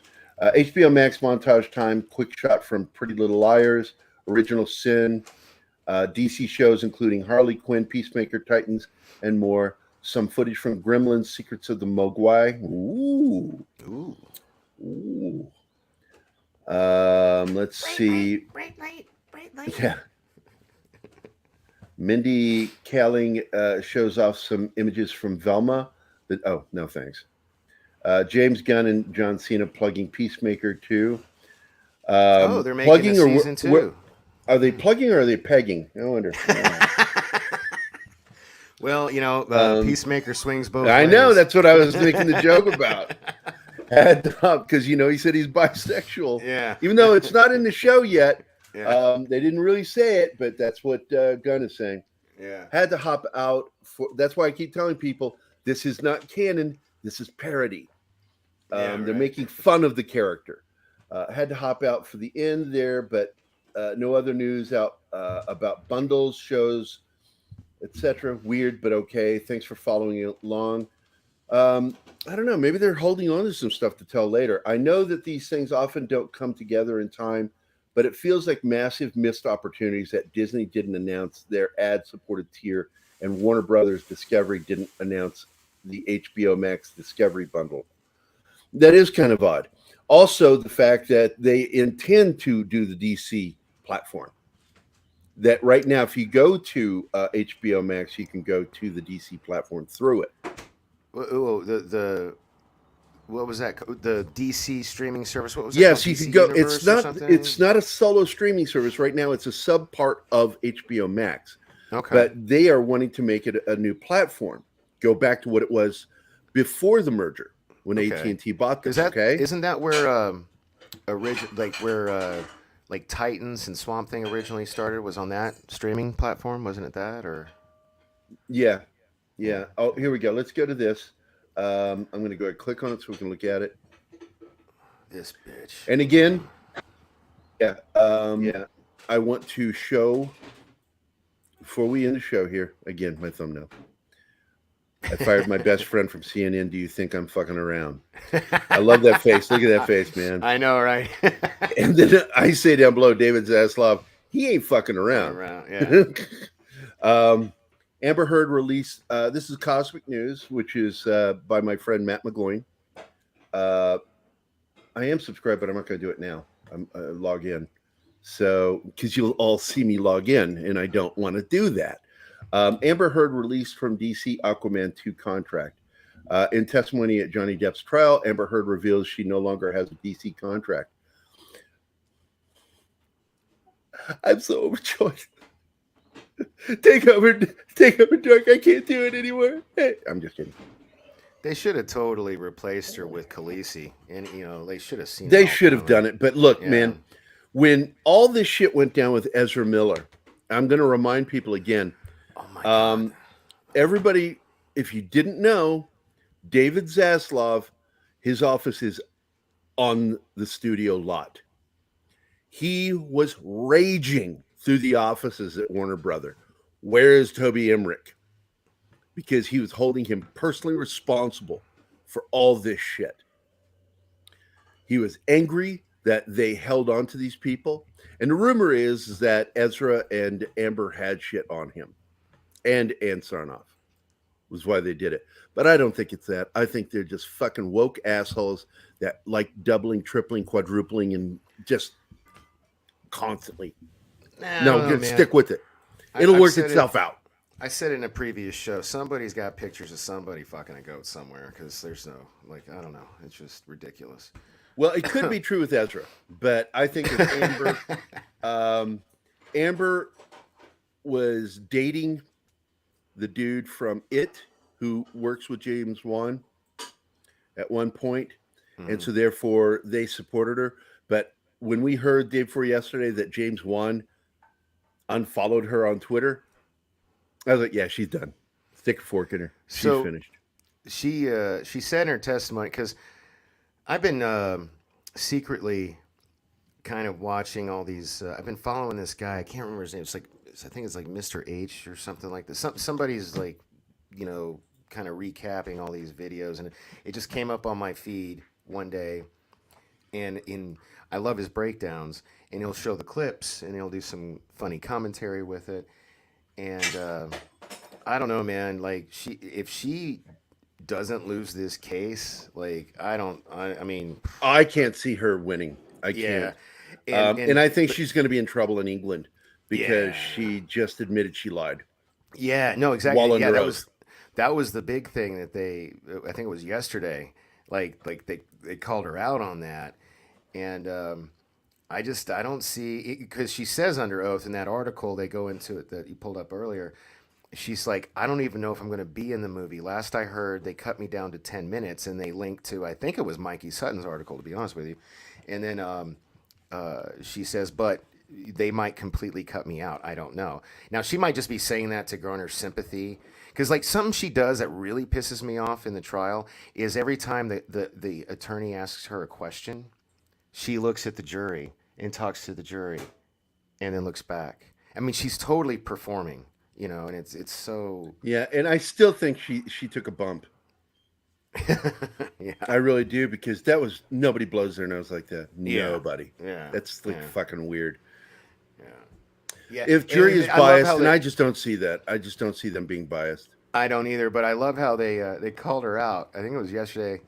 They called her out for going to Coachella and getting high on MDMA and mushrooms. After the day prior, she was just ragging Johnny Depp, for where they were going over all the pictures that she took of him being passed out and shit, and well, this is what happens when people do drugs, and I was trying to show him that he was an addict and blah blah blah blah blah. And it looks like you're out of coffee. Oh no. Yeah, it's done. It's done. The show is over. I took the last gulp of coffee. And, well, thanks for dropping in, Dork. It was good seeing you, buddy. Man, thanks for having me. And what's up with the Gordon mustache again? Oh, so I was at my, over the weekend. So right now I'm in Spicewood, Texas. And over the weekend, my aunt took me to visit my uncle and aunt and cousins in Cleveland, Texas, which is kind of close to Houston, Conroe area, and my uncle, who's way older than me, was giving me shit all day Saturday for how white my facial hair was. So when everybody went to bed Saturday night, I shaved everything but the mustache because I know I have like a glorious mustache. And then we wake up the next day. That's one hell of a pussy tickler right there, my Yeah, buddy. right. Yeah, or a tank tickler, depends on which direction you go. But so like all my family members are doing like double takes the next day. Like, what the hell? I was like, I don't even recognize you. It was funny. But no, I'm out here in Texas doing the cowboy thing, and my aunt got me this Somebody really wakes up. cool. Hold on. Okay. And my aunt got me this really cool Magnum PI shirt that I was wearing yesterday. I don't know if you saw the picture.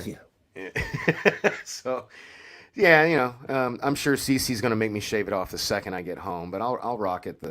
I go home the 24th, so I'll rock it for a week. But no. Thanks for having me on. I can't believe. Like, I hope it looks good, guys. Like, this is off of a T-Mobile hotspot in the middle of Podunk nowhere, Spicewood, Texas, because they don't have internet out here. And I'm amazed that this is working. So, like, again, thanks for having me. Oh, no problem. Here, before we go, I just saw this and I wanted to see how it sounded. That we could all watch it at the same time. Because it's a cover, I can't get in trouble for it. So.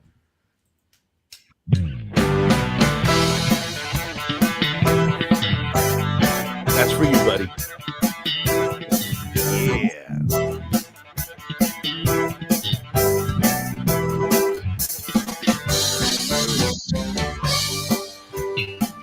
Next time I ride a horse, that's what I'm going to hear in my head.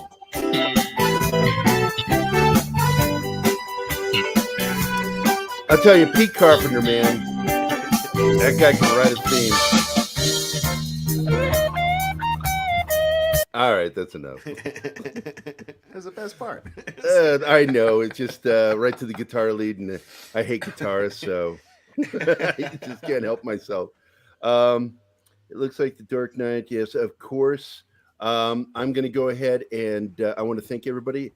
I'm not sure if you're on the list, Lucas, but thanks for showing up, man. I want to thank the awesome one, Brandon, the anime guy, good friend of mine. Dad Man Walking. Das Wolfen is a close friend of mine in real life. Sorry. No, and I appreciate the thought, Das Wolf, and I'm not even upset. So thank you for trying. That was cool, man. D-Bud Martin, deleted scenes. Frack off Felgercarb? What the fuck? I love that name. Frack off Felgercarb. It's Courtney's Fellowship of Oddballs. I love you, Courtney. Kylock, take care of yourself, buddy. I know I think you already left. Latino Slant, Polly. You can see us later. Just what time is that? I love Polly, man. I'll definitely check you guys out for that. It's or at least listen to it. It's 1 to 3 Pacific time, 3 to 5 Central Standard Time. 3. Well, I'm in Texas right now, so 3. Okay, cool. Okay, so again, Latino Slant. I'm so grateful for him and being in my life. Manica S, Monkey Jibus, Parrot Head, PJO, Pops, Shellback, TJC.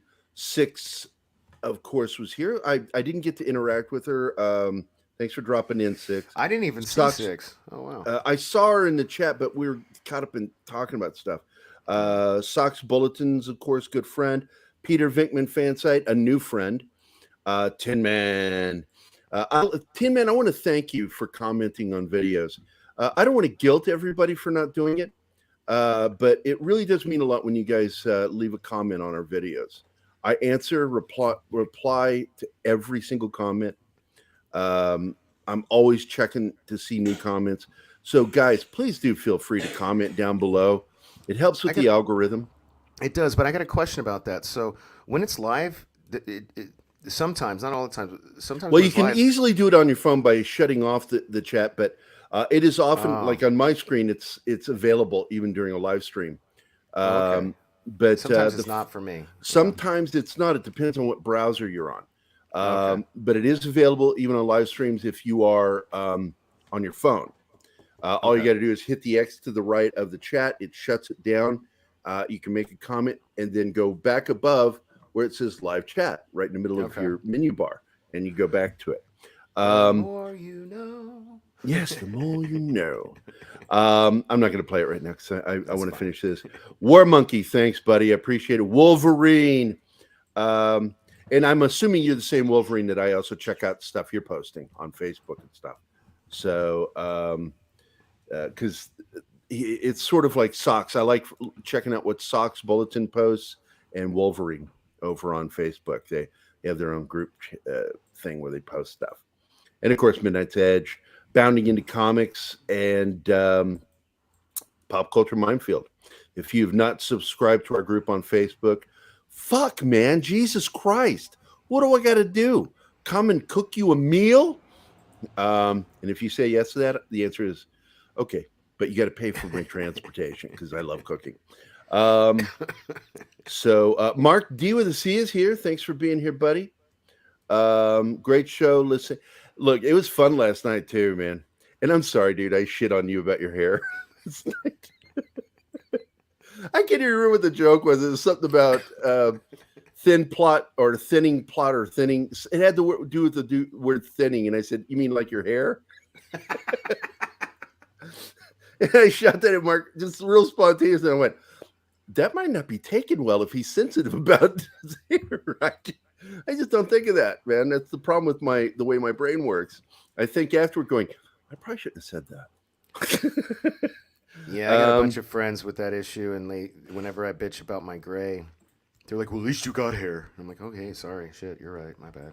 Let's see, don't have Facebook or Twitter. Then it's another Wolverine, dude. They stole your name. Fucking sue them. Do it. Do it. Do it. Now. Do it now. Get to the chopper. I want to thank you guys for being here today. It was a fun show. It lasted longer, 2 hours. I never do that. I made the coffee last a lot longer by just forgetting to drink. And it happens. But I want to thank you for being here. And I'll see you again tomorrow. I'm going to continue doing this until it seems.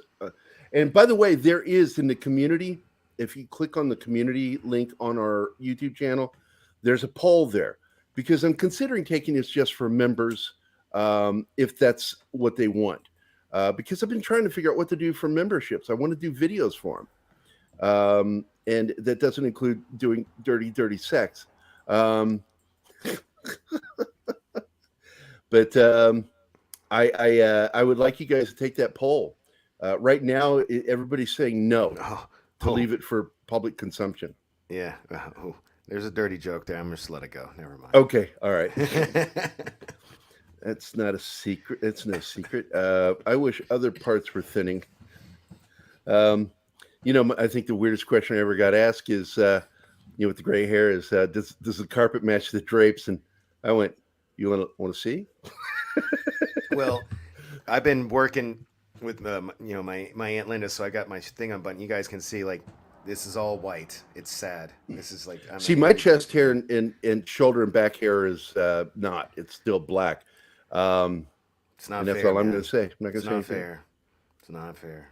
You too, Dust Wolfen. I'll talk to you later, buddy. Thanks for dropping in, Dark Knight, and I want to thank my good buddy Martina Costa Santana for becoming our chat manager. I mean, thank you, Martine. You've taken a huge load off of Gary's shoulders, and I appreciate. He's going to do more. I just got to teach him. So I want to thank everybody for being here, and with that, I'm going to end the show with our traditional video that has a good old "Y'all come back now." You hear at the end, okay? So y'all come back now. You hear? Hey guys, thanks for watching Pop Culture Minefield. If you've enjoyed the show, This please is make the sure to calmest like, recording subscribe, of and Pete's don't forget voice to I've click the ever bell heard. icon for updates on our shows and channel. Also, please leave a comment, and we'd like to know what you thought of the episode, as well as letting us know if there's something you'd like us to cover in a future episode. Don't forget that you can become a member of Pop Culture Minefield now. Make sure to visit our membership page and merch store at popcultureminefield.com. You can always find Pop Culture Minefield on Twitter, Facebook, Instagram, George Knight YouTube, is our and IT Twitch. manager. You'll see his name in the credits in a second.